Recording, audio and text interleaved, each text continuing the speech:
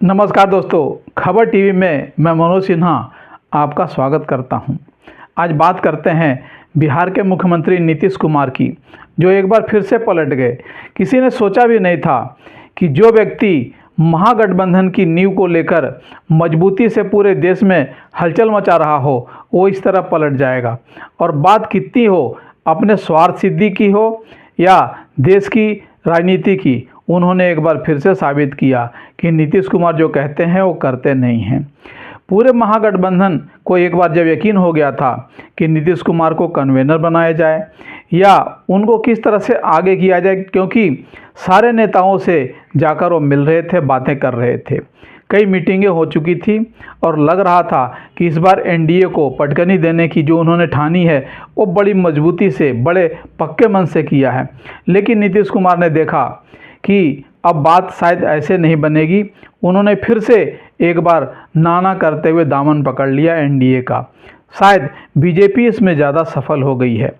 लेकिन अब हम लोग ये बात करते हैं कि जिस महागठबंधन की बात करने वाले नीतीश कुमार ने एक बार फिर से एनडीए का दामन थामा है, जनता उन पर कैसे विश्वास करेगी और कितना करेगी, क्योंकि ऐसा खेल उन्होंने कई बार कर दिया है। जबकि जीतन राम मांझी उनके काउंटर पार्ट रहे, एक बार उन्होंने कहा था कि खेल होने वाला है और खेल हो भी गया। अब बात ऐसी है कि 28 तारीख को वो बिहार के मुख्यमंत्री शपथ लेंगे और उनके साथ भारतीय जनता पार्टी के 2 डिप्टी भी उनके साथ शपथ लेंगे। आरजेडी में हलचल मची हुई है कि अब क्या किया जाए।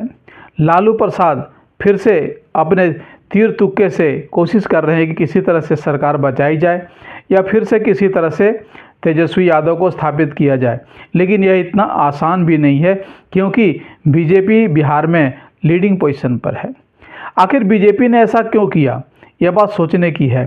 क्योंकि बिहार में लोकसभा की 40 सीटें हैं, जिसमें उन्होंने 39 सीटें पिछली बार उन्होंने जीती थी, जिसमें नीतीश कुमार उनके साथ थे। उसी तरह ममता बनर्जी जिनके पास 42 सीटें हैं, उन्होंने भी महागठबंधन को सीट देने के लिए मना कर दिया।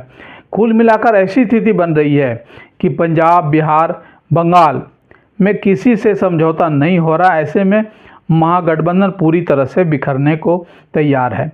राहुल गांधी की न्याय यात्रा अपने बिहार पहुंचने वाली है। उससे पहले ही नीतीश कुमार ने कह दिया था कि मैं उनके पूर्णिया की यात्रा में शामिल नहीं होगा।